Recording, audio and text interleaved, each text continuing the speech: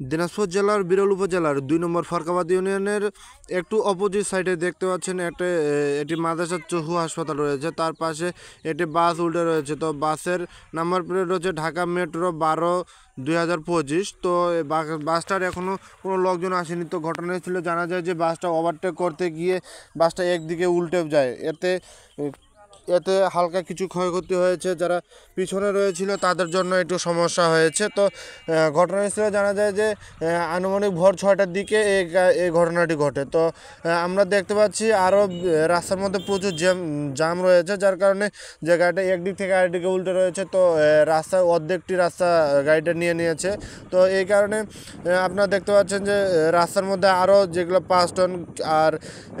আর একটি কথা না বললো না যে কিছুদিন আগে আমাদের ফরকাবাদে আরেকটি বাস উল্টে গিয়েছিল, যেটি 5 টন ট্রাক বলে, তা উল্টে গিয়েছিল। তো এই কারণে এই বিস্তারিত নিয়ে আজকে আমি মোহাম্মদ ফয়সাল ইসলাম, ফয়সাল ভিডিও, দিনাজপুর।